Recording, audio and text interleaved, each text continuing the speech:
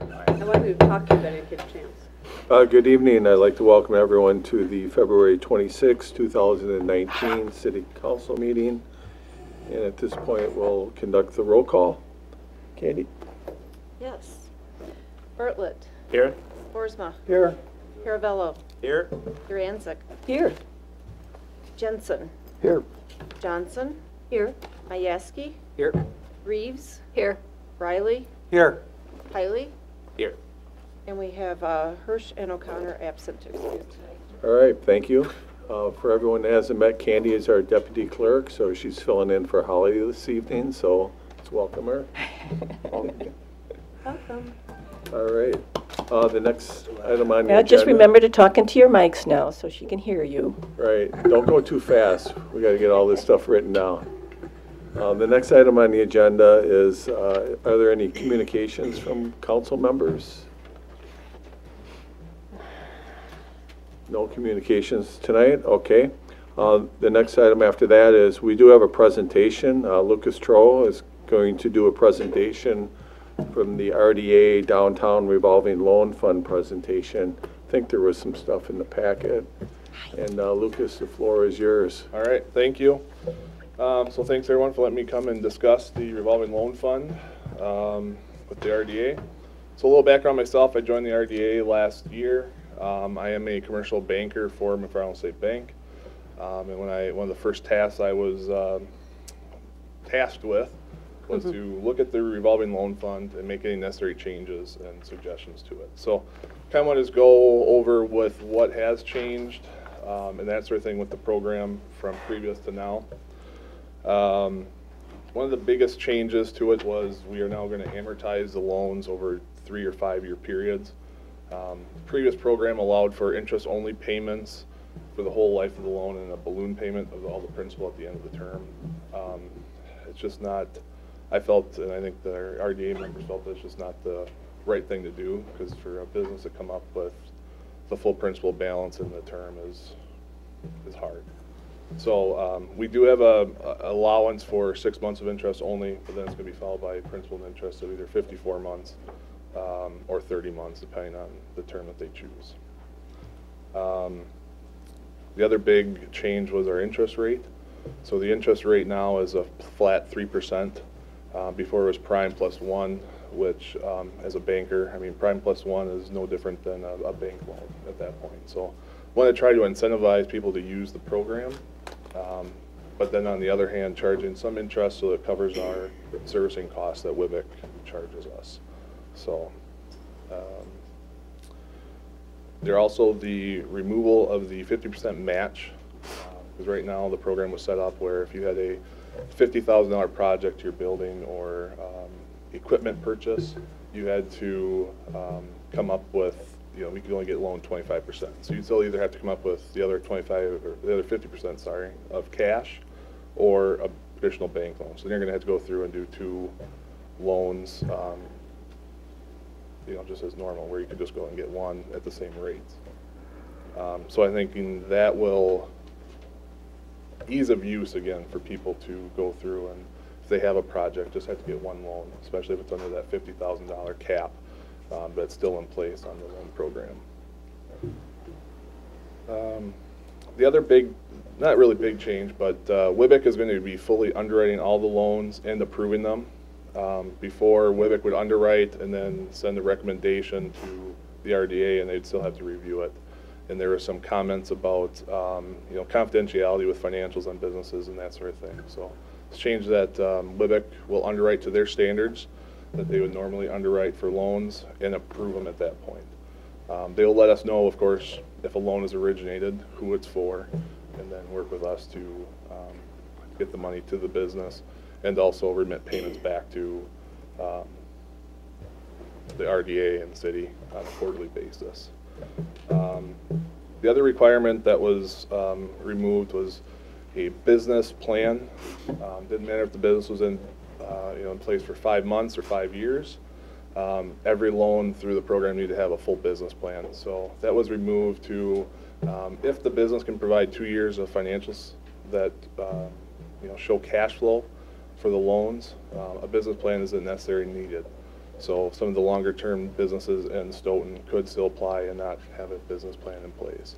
Now, if you are a startup company or you're within the first 2 years or you don't show profitability and you're going to be relying on projections, then a business plan is needed, you know, just to make sure everything is in order. There's also some confusion on if the loan program can be used for working capital in the business. Our agreements did state that working capital in the business was an acceptable use. However, the revolving loan fund brochure that you guys have in your packets didn't say that. So we just cleaned that up a little bit to allow for working capital in the businesses. Marketing. So we are, you know, the updated flyer is on the website, or the RDA website now, and we're kind of hoping to hit the ground running. We've already had a few people interested in the program now with the changes, and that's just been from word of mouth. We want to get these flyers into the business owners' hands, and that could probably just be by walking down Main Street and dropping them off, making sure everybody is you know, aware. Jamin actually said someone stopped in today to inquire on the loan program, so there are some more traction going on, and you know, it's going to be good to get this going. So. Excellent. Does anybody have any questions for Lucas? Go ahead, Alderperson Boersma. Thank you, Your Honor. Just wondering how many applications have been put in to date? So there's currently only one loan in the program. There's been a handful of applications that have done throughout the life of the loan, the life of the program, but nothing has ever come through because they've either felt it's too cumbersome, you know, especially with that business plan for an existing business to sit down and produce a business plan of any sort. And who looks at the business plan and approves it? Well, that's WBIC, but then that requirement's been removed now for an existing business to have to submit that. So we're trying to make that ease of use without compromising any kind of credit quality standards. And you expect that this is going to be result in more people applying and being probably more legitimate, well, more qualified than if they... Yeah, I believe that the program that's in place now with the terms that are involved and the underwriting that they're going to be going through should be, I mean, it's going to be pretty simple for them to go through the process and get approved for the... Just one more question, that is how many, would it be $50,000 loans? How many could you? So there's currently $200,000 left in the loan fund, and you can have a loan up to $50,000. So, you know, you could have a multiple, quite a few $10,000, $25,000 loans, or you can have, you know, 4 $50,000 loans. Sure. So. Thank you. Okay. Alderperson Johnson? I'm good, thank you. You're good? Anybody else? Alderperson Johnson? I just want to thank Lucas. You know, he did a superlative job in just figuring out kind of what needed to be changed, came to RDA, made his recommendations, clear arguments. I just want to thank him for doing a really good job. Thank you. Thank you. Thank you. Thank you, Lucas. All right. Perfect. Thank you. All right. Minutes and reports are in the packet. Item number 3 is public comment period. We have one person to register for public comment. Steve Erdahl. Come on up, Steve. And then public comment, you have up to 3 minutes to speak on an item. We prefer if it's something that's on the agenda, and Steve is speaking to item number ordinance 7 of 2019. Go ahead. My name is Steve Erdahl. I live at 209 Ashbury Lane. I addressed the Planning Commission on February 11th and was kicked in the teeth by a unanimous vote to change Lot 14 in Eastwood Estates from a single-family lot to a 2-family residential. I told the Commission of my runoff issues from the duplex that was built next door to me this summer. I was not heard. I told the Commission that when I bought my home, Lot 14 was zoned single-family, and that zoning influenced my decision to buy this house. I told the Planning Commission that to me, this zoning change sounded more about profit and less about common sense. Democracy is voicing your concern about the future.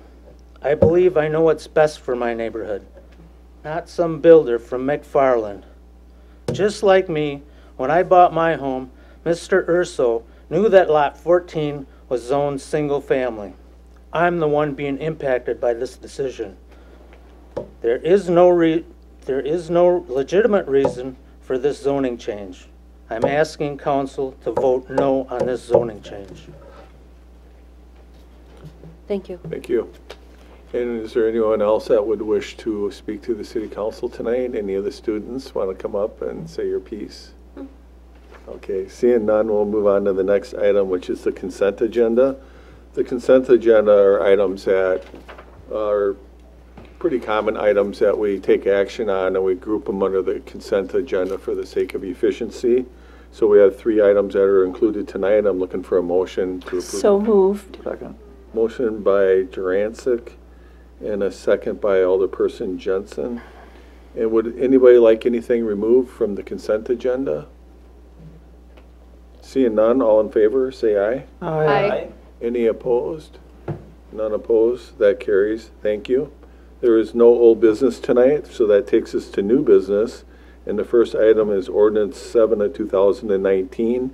And this is a first reading from the Planning Commission. Alderperson Bartlett. From the Planning Commission, bring forth ordinance 7 of 2019, amending the zoning classification of 117 Ashbury Lane in the city of Stoughton. Planning Commission held a public hearing and recommended approval 7-0 February 11th, and this is first reading. So this would come back in 2 weeks. Or is there any questions for Planning Commission or Planning Department this evening? If not, if you have any questions or comments between now and the next council meeting, feel free to send them along. Alderperson Boersma.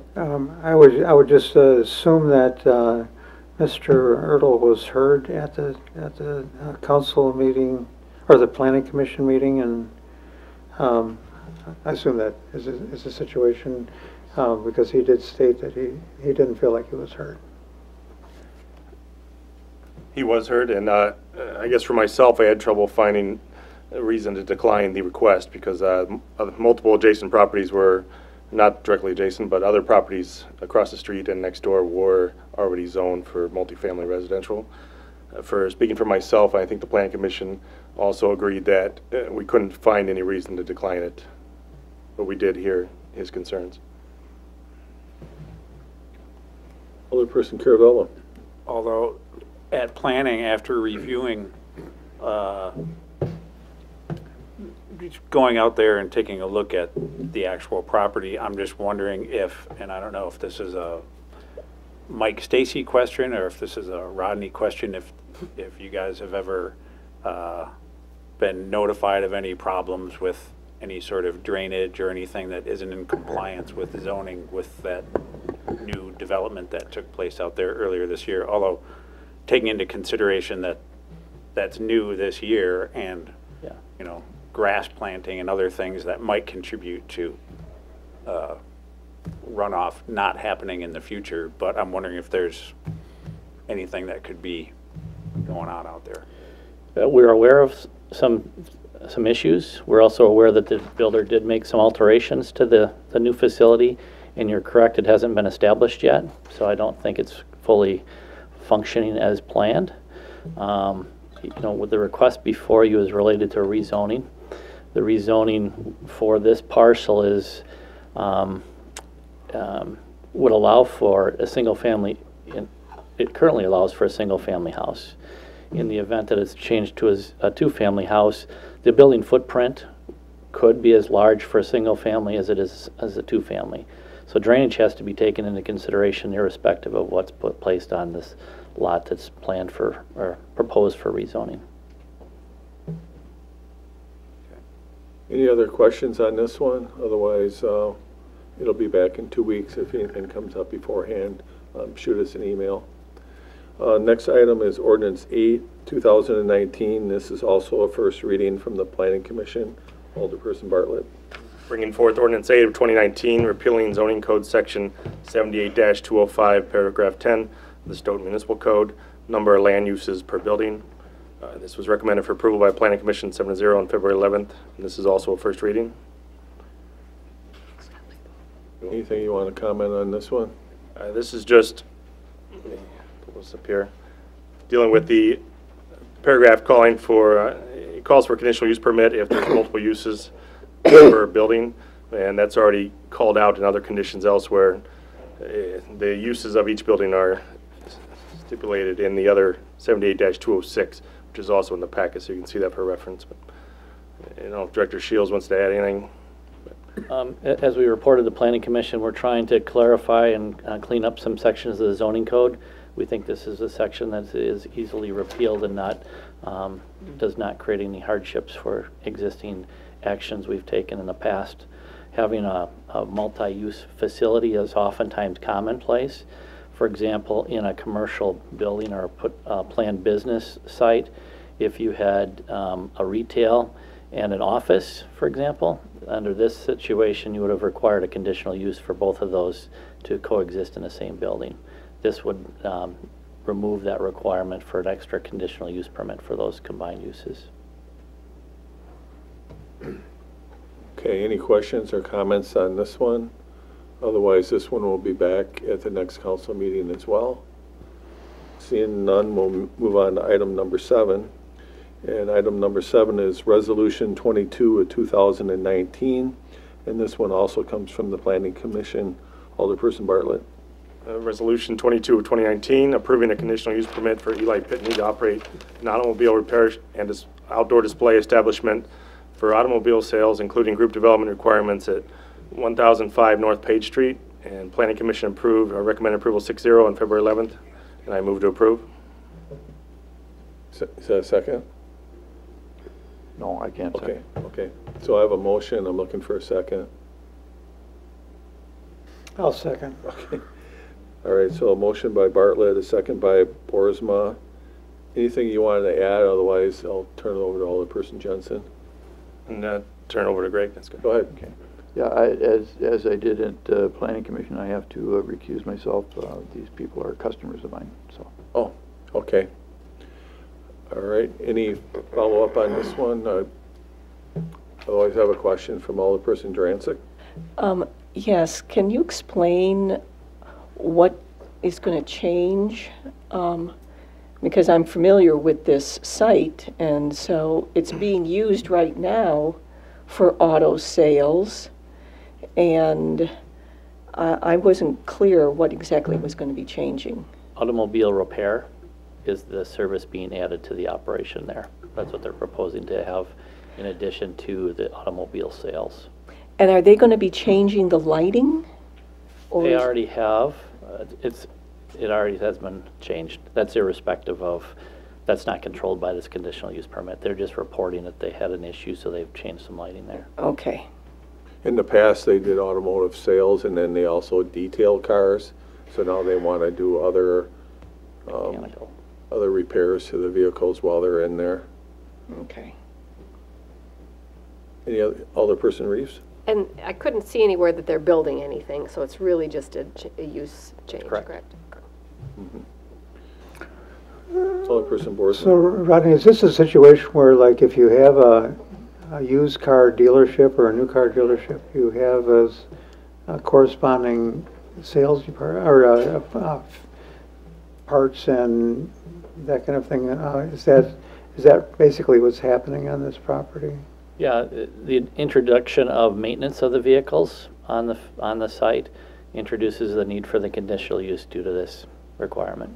So so people can bring back if they have a problem with their vehicle or in preparation for sales of the vehicle, that's what they're planning?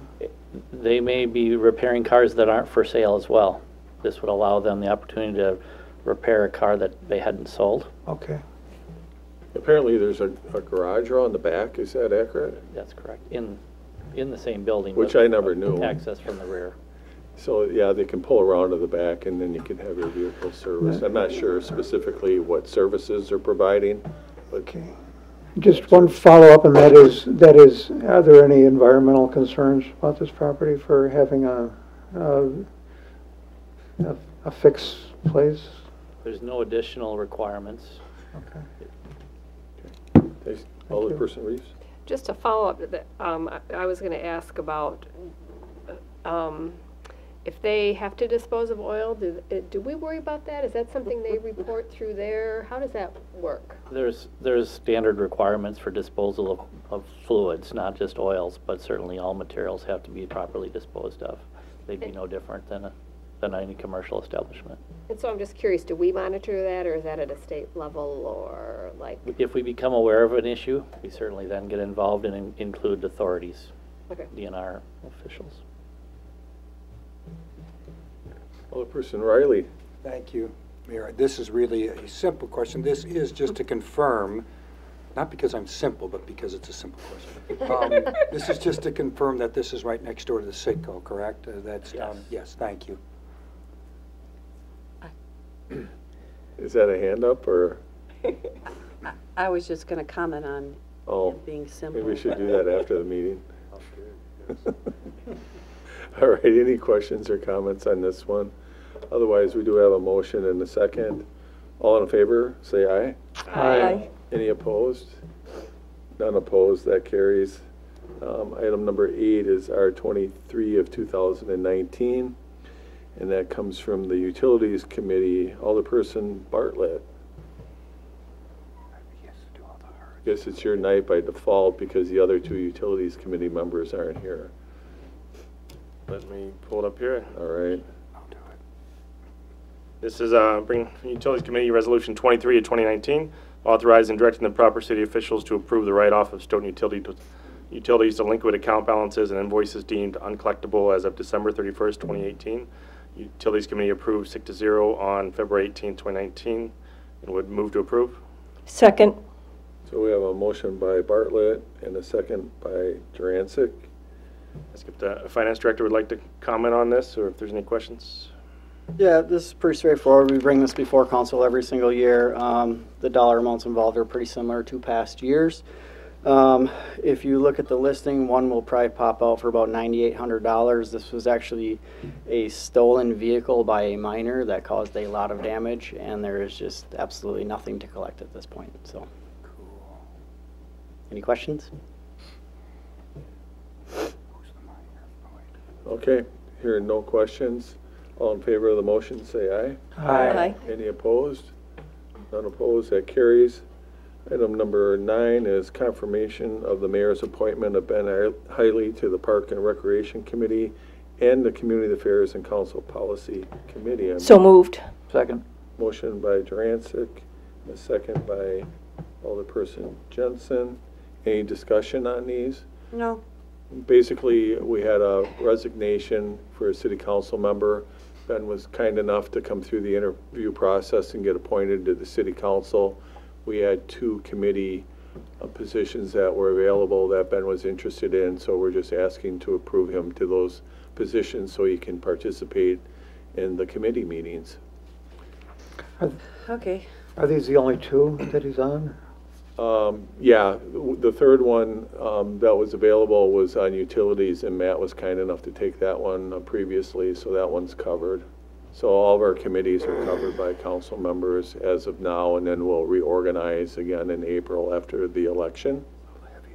So this gets us up to full speed at the committee, which is important because we only have 4 committee members, and we have to have 3 of the 4 there in order to have a meeting. We won't have a quorum if only 2 of the 4 are there, and with being short one, that means everybody else that was on the committee had to be there, otherwise we couldn't conduct a meeting. So I appreciate Ben willing to step in and do that right away. It's going to be very helpful in the next month. Any questions? No. Hearing none, all in favor, say aye. Aye. Any opposed? None opposed, that carries. Resolution 25 of 2019 also comes from myself, and this is the appointment of Judy Olson to the Seniors in Need Committee. So move. Second. Motion by Johnson, second by Jurancic. Any questions on this one? And actually, the Senior Center put out basically an ad on their website, I believe, and Judy responded to it. So it's always nice to get community members to volunteer on our committees, and I'm sure she'll do a great job. So I appreciate her doing that. No questions on this one. All in favor, say aye. Aye. Any opposed? None opposed. Resolution 26 of 2019 comes from Finance. Alderperson Dransick. Yes, the Finance Committee met on February 12th and recommends Resolution 26, 2019, authorizing and directing the proper city officials to enter into an agreement with Resource Engineering Associates, Inc., to install a groundwater monitoring well and continuous sampling for the first 3 quarters of 2019 for the property located at 216 East Main Street, and I so move. Second. Motion by Dransick, a second by Jensen. Alderperson Dransick, anything you'd like to add? Well, if you read the materials in the packet, basically the DNR is requiring us to monitor the groundwater at one of the sampling sites at the old McFarland Bank parking lot. That's a good summary. Director Shield or Attorney Dragney, you have anything you'd like to add? Nope. Okay. Any other questions? What's that? Why only the first 3 quarters? So the question is why we only have to do the first 3 quarters of the year? I think the consultant believes, it's actually for 4 quarters. I believe it's for a full year. But I think they're anticipating 1 year would be adequate for, they're really confident that the results should be. Covers the installation and then 3 Yes, after that for a total of 4. I believe that's. So the recommendation we had from REA was really for the DNR to do nothing, but the DNR is, I think, being conservative and wants to err on the side of safety, so they want us to monitor it for a year. So we're hoping that after a year they'll say it's no longer necessary. If they don't, worst case scenario is we have this quarterly inspection until whenever, which is a fairly minimal amount, but certainly something we'll have to keep in mind.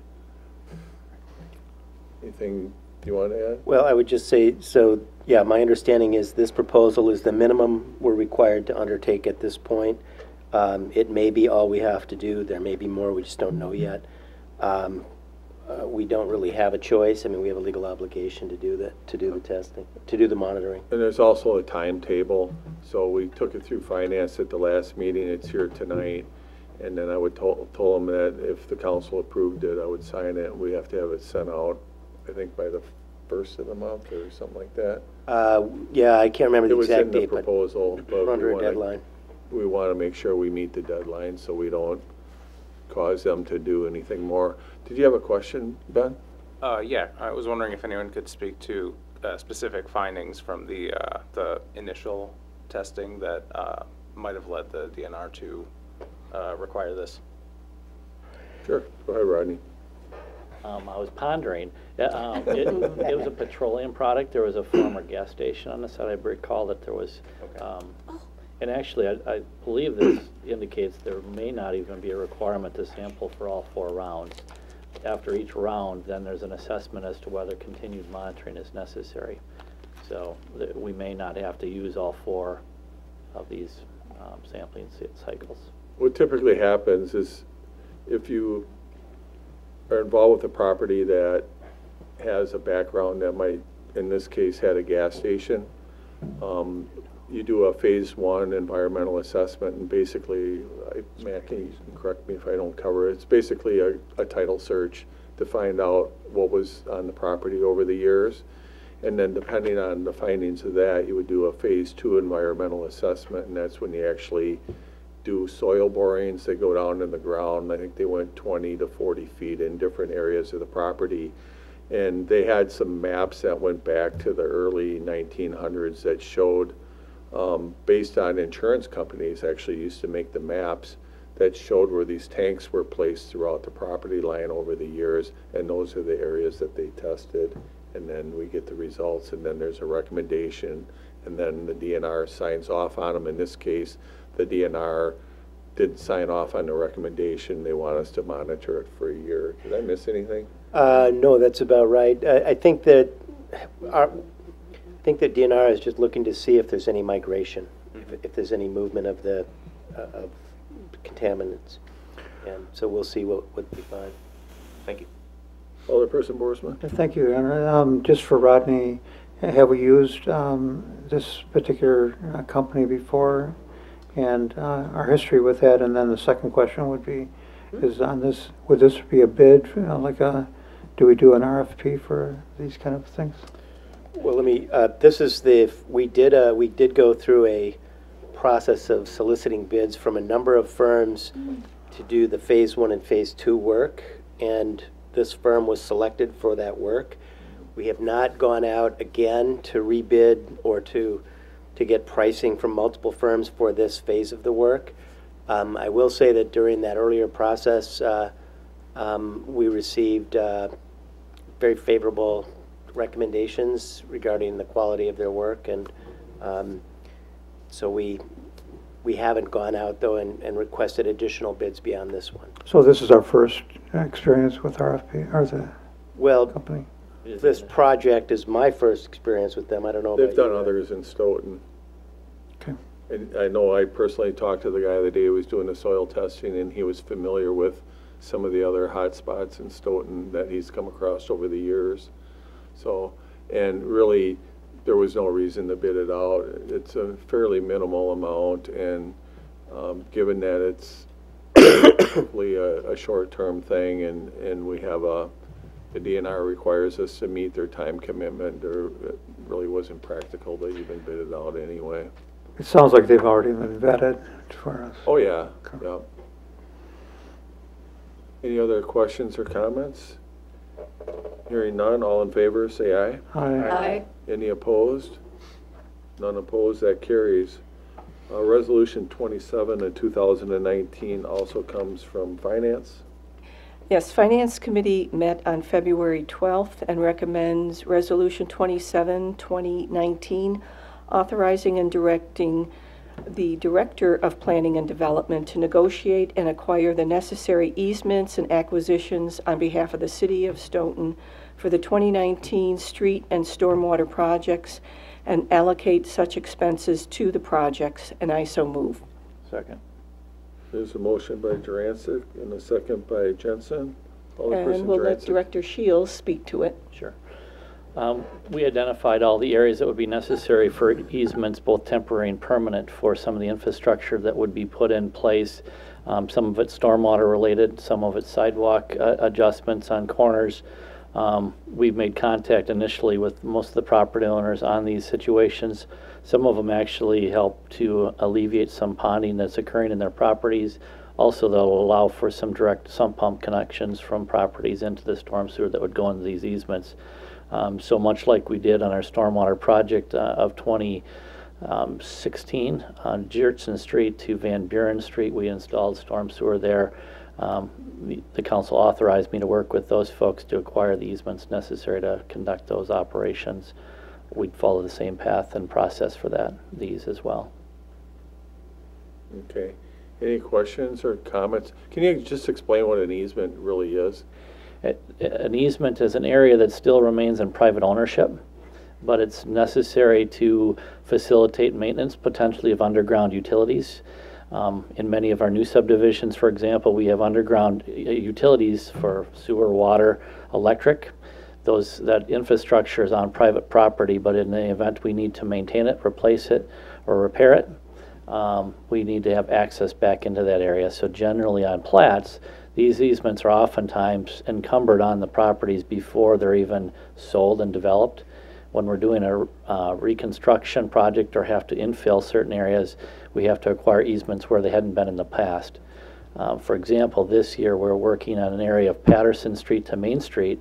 There is an undocumented, there's a sanitary sewer and a storm sewer that runs between 4 homes.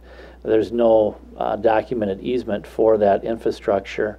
So we're working with them to solidify a different route that will be better and to accommodate that in permanent easements and rightly documented. And then this resolution basically gives you the opportunity to facilitate that process with the property owners.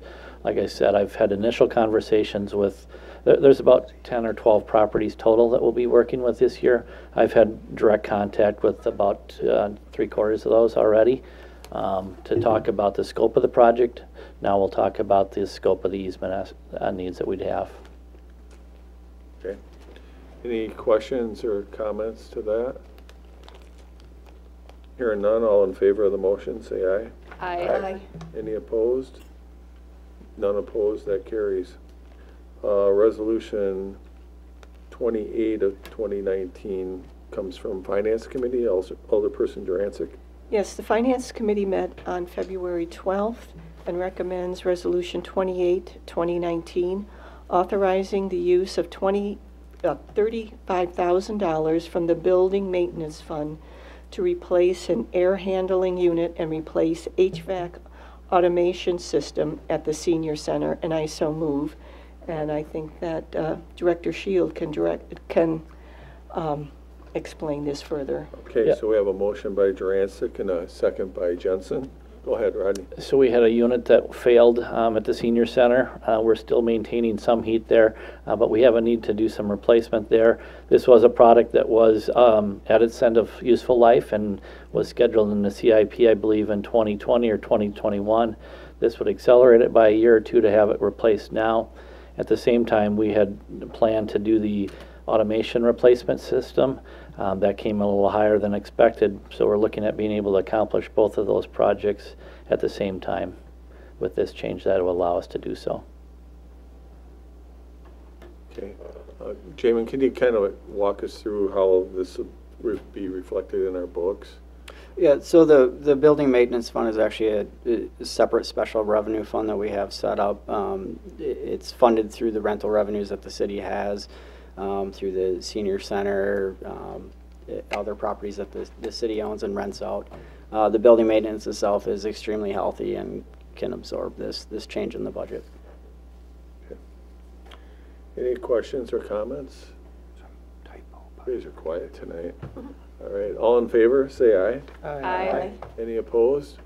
None opposed, that carries. Last item is consideration and possible action regarding Boardman Clark request for conflict waiver regarding the Holton Road Storm Sewer Project extension through the Stoughton Area School District High School site. So I can either go for a motion now, or I can have Attorney Dragney explain to us why we have this request. What's your preference? I'll move to approve. A motion by Boersma. Second. Second by Riley. Thank you. And Attorney Dragney, you want to kind of just explain how this works? We had one at the last meeting that was similar, as you might recall. Yeah. So I was contacted by Bill Fahey, who is an attorney at Boardman Clark. He does work for the school district. He said that this project is something that's coming down the pike. I'm not familiar with the project, and requested that the city consider waiving the conflict that they would otherwise have that would prevent them from representing the school district on this matter. They have a conflict because Boardman does legal work for the city and for Stoughton Utilities from time to time, and they can't do that work for the city and also represent the school district in this matter unless both the city council and the school board authorize that. So they've made this request of the city council and also of the school board. I can just add, this is an easement for a storm sewer. Stoughton Utilities is generally the group that utilizes Boardman. So we wouldn't be calling on Boardman for this type of guidance. Anyhow, we'd rely on the city attorney's office for this. The easement in question is a little complicated because they already have some Verizon underground utility easements that are encumbering some of the similar area that we need for a storm sewer. So there's some things we have to work through with them on this area. Okay. Alderperson Boersma. Are you aware that it came before the school board yet or not? Do you know? Erica Pickett, the school finance person, indicated that they were going to be processing. I don't know if it's been acted on by them yet, but I don't see any reason why we shouldn't, and I don't think that they should have a problem approving it as well. Well, we did the last meeting, we had approved another one for them, and basically they had sent me the waiver agreement, and then after the council approved it the next day, I signed it and I sent it back to Erica. and then from there they would sign it, and then we would be good to go. So that's kind of how it's worked. It's possible that they could have already ran it through. I didn't look at their agenda for last week to see if it was on there, but I'm sure one way or another it'll get done.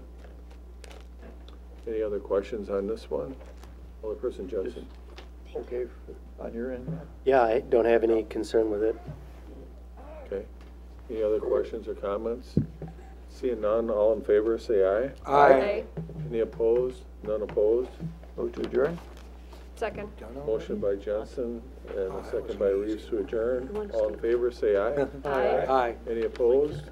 None opposed. That carries. Roy Raging Toddler.